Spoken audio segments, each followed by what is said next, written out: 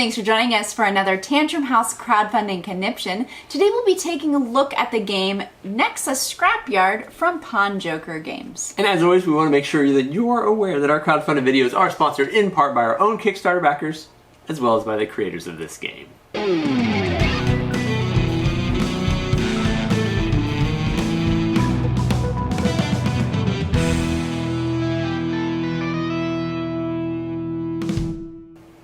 Welcome to Tantrum House Studio 3. I'm Will Meadows. And I'm Sara Meadows, and in this episode we're looking at Nexus Scrapyard.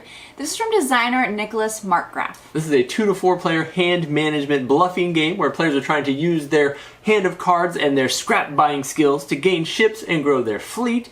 Now we're going to be taking a look at how it's played, and we're going to show you what it looks like out on the table, but we won't be sharing any opinions in this video. We just want to help you get an idea so that you can make an informed decision when it comes to being a backer on Kickstarter.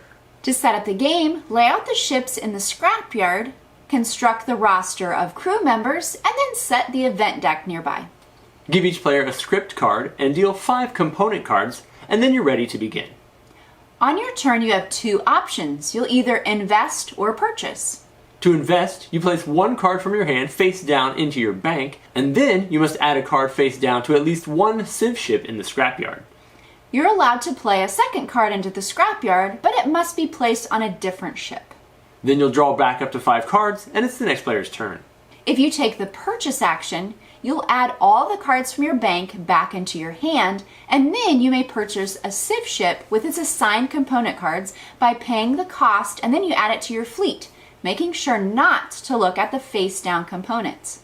During this action, you may also purchase crew members from the roster and add them to your fleet. Then you'll get to take the action on the card that you purchase. Crew members might do things like repair components on your ships, and then the new cards with no negative values can be assigned to your ship instead. Whenever an event card is revealed during the draw phase, it will immediately go into effect. Most events represent the challenges of competition on the planet.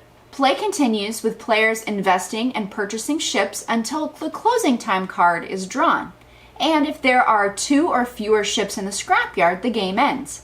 Points are then tallied, and the player with the most points wins.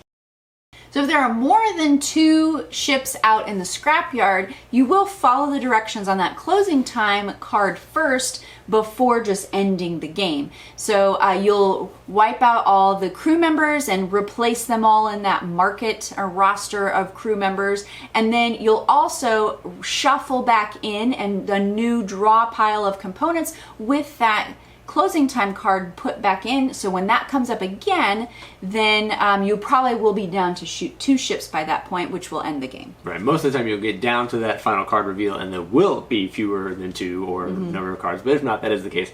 And then before you tally points, you'll need to assign your crew to your ships. Each ship has an amount of crew it can hold, but the ships must have at least 3 component cards in order to score. Extra crew members who don't have a ship or are uncrewed, those ships are uncrewed, they're worth 1 point less. Yep. Players will also look at all of the cards that they have with their ships and their crew members, and all of them have an alias written on them, and it's assigned to a player. So there's a Brute, Weasel, Techie, Collector. So each alias has an endgame bonus, so whoever got assigned that alias, whoever's the most, they kind of get a pick which one they would like of the one that they may, have a tie or something. Whoever had the most gets to choose. So you assign one to everybody in the game, and then they will add up those extra victory points at the end.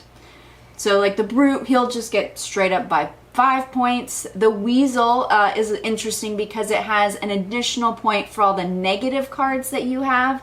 So if you might want to think about when you're purchasing cards that you've paid attention to. You've seen a couple of your ships. You can't just look at the cards in your ships. So you might have been purchasing some crew members that allow you to look at those cards, but you will need to pay attention. Like, I've got a lot of negatives, so I may want to pick the Weasel alias so that I can at least overcome some of the negatives that Or at I've least got. try to get those Weasel cards so that you can get it. And that really is the meat of the game. When you are adding cards to your bank, you're trying to add the ones that are most valuable so you'll be able to afford new ships. And then typically, unless you think you're going to be the first one to get that ship, you're kind of trying to get rid of those negative points so that somebody else will get stuck with it, which is the whole guessing game. Like, which ship, there's a bunch of ships out here, some of them have several cards on them. Do I want to add those cards to my collection? If I do get them, I can't really look at them unless I get, you know, the crew members that will allow me to either randomly look at them or replace them, and then can I get rid of the negative cards by the end of the game.